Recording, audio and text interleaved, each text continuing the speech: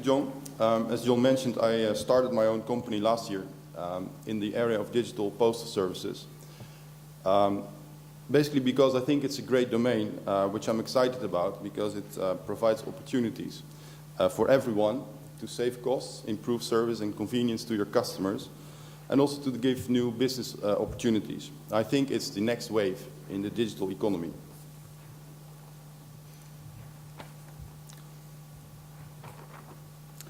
So my background, I've been working for quite a while in airlines before I worked in the postal industry. And I was responsible for the creation of internet check-in for KLM and Air France at the early previous decade. And that was considered quite far-fetched at the time, because why would you go online to do something stupid like checking in? But once people found that you could select your own seat and print your own boarding pass, they quickly realized that this would increase the convenience of the travel process quite dramatically. And so adoption quickly followed at frequent flyers, and mass adoption followed later on.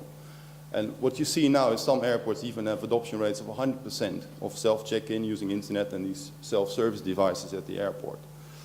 And the interesting thing is that so not only the airlines benefit from significantly lower operating costs. It's always also the customer likes the convenience more, and the airport doesn't need to invest in more capacity because the throughput of these types of flows are easily double the previous throughput. And what you see nowadays is that they start to increase their services by providing all kinds of additional stuff you can buy during check-in, like seats with extra legroom, which is just the exit row seat, which you could select if you were the first to select that seat before, but now they charge you 50 euros for it, while they have no additional cost. Similarly, if the plane isn't full, they will sell you an empty seat next to you if you want, or a last-minute upgrade. And so this is the way that without that additional cost in their network, they will increase their revenue. So that's basically delivered great value to all these three parties: consumers, airlines, and also airports. So I think similar things could happen in the postal industry. The move from paper, letters and documents to their online equivalents can deliver great benefits for the consumers, the companies, the governments that send those letters, and also to postal operators. If you think about the ease of use of consumers will have by receiving their mail online and the ability to process and archive that mail fully digitally, you know that frequent mail users will love that instantly. Over time, mass adoption will follow.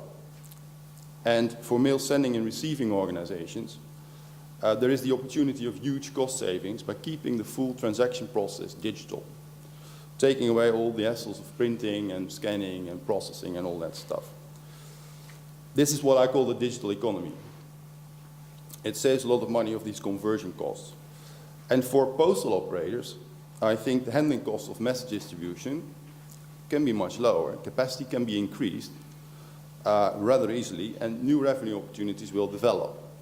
We didn't even think of those in the airline industry that we are seeing now. And similarly, I think in postal industry, once we have sufficient adoption of digital mail services, whole new types of services will evolve, which will then create new revenue streams for the postal operators.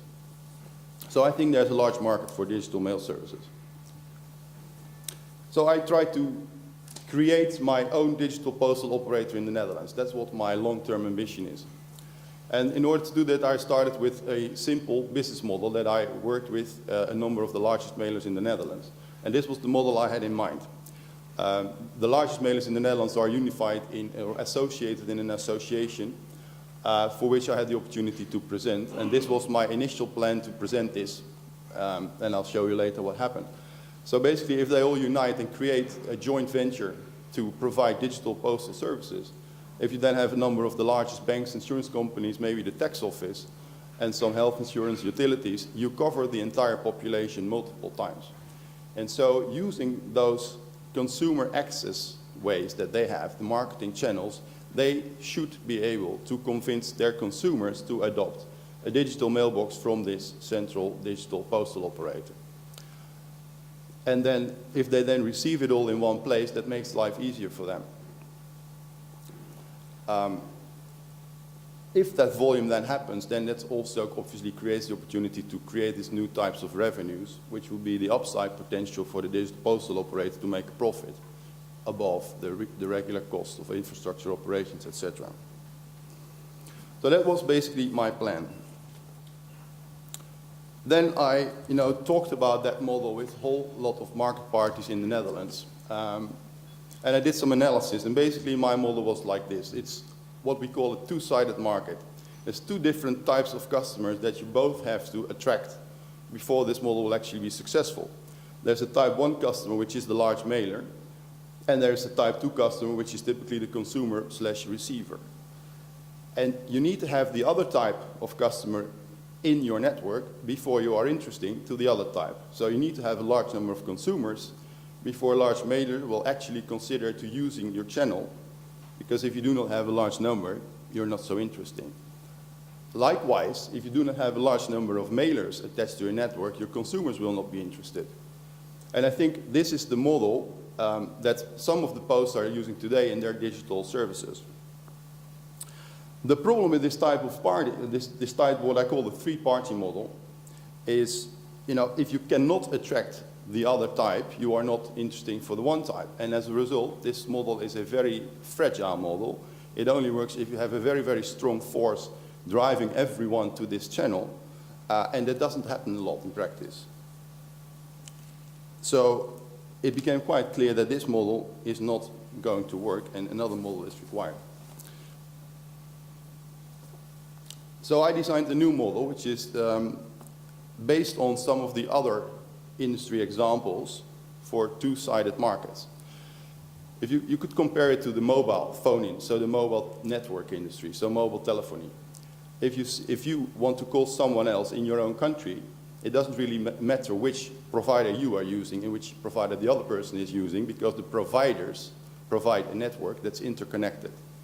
So if you are a sender in that case, making a call, you have the address, the telephone number of the receiver, you go and call your own provider, who will then connect you to the other provider, and he will then connect you to your receiver. So there is a technical infrastructure, technical interoperability between providers that actually make the network work. And it's not only the technical infrastructure, it's also a revenue model for both. So the sender typically pays for the call, but part of that fee will be transported or passed on to the other network provider. Similar in banking, in payments. So you can pay to another person in another bank, and the banks will have a similar network. So based on those examples, I created a similar model for digital document exchange. So the idea is that large senders will have service providers for them to access the digital postal network. And the logical parties to be those service providers are the ones that are already serving those large mail senders, which are typically the print and mail houses. They get output streams today, and then they convert that into paper envelopes and put it on the mail. So they could provide additional services to do some digital address matching and redirect the mail before print to a digital letterbox provider serving consumers, which is a separate party. And those are the parties that serve the consumers and provide digital letterbox services. And because they have interconnection using an open standard, there will be multiple service providers on the sending ends, and also potentially multiple digital postal operators serving to consumers. And it doesn't really matter which provider you have as a consumer, you will always get the same mail. Just like everyone can call you if they have your phone number, it doesn't matter which provider you have. It shouldn't make a difference which provider you have for your digital mailbox. As a consumer, you get the same mail, because the service providers create the network and they figure out how to pay each other for services provided.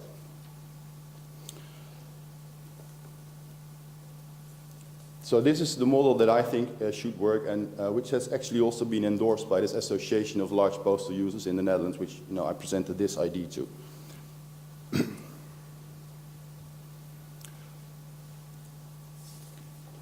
So the question then is, what is in it for the post? What does it mean for the post? Many of them are developing digital mailbox services today, and we've heard a few coming on in this three-day conference. But only very few are using the concept of this four-corner model. I think digital postal operators should create networks with access for multiple parties, based on common standards for digital document exchange, secure document exchange, and based on a model for paying each other for services provided. And so the business model for the digital postal operator serving consumers will be based on getting fees from the ones that serve the mailers, just like the telephone industry. And the other thing is digital mailbox providers should provide sufficient mail in the box to be relevant for consumers. If this is just an email box or a digital mailbox that gives you 3 or 4 messages a month, there will not be any consumer interested because they'll lose interest after having had a few experiences of looking in the mail and there was no mail. So it needs to have at least a weekly mail, in my opinion, before it's relevant. But with this open network, that is relatively easy to do because, you know, it doesn't matter which provider you choose, you get always the consolidated amount of mail in your box. To set that up, network agreements between parties are required. So what's the role of each party? How do we technically exchange the documents? And how do we pay each other for services provided? And mailing houses and large mailers are prime candidates to work with postal operators to set that up. But postal operators are the ones that can drive the development of this type of network, and they have a primary interest to remain in the core communication of transactional processes. And if they get that done, then there will be the opportunity to provide all kinds of commercial, new type revenue generating services because they don't have the volume of people coming to their mailbox every day or every week, so that will actually start to pay off. That was my presentation. Thank you very much.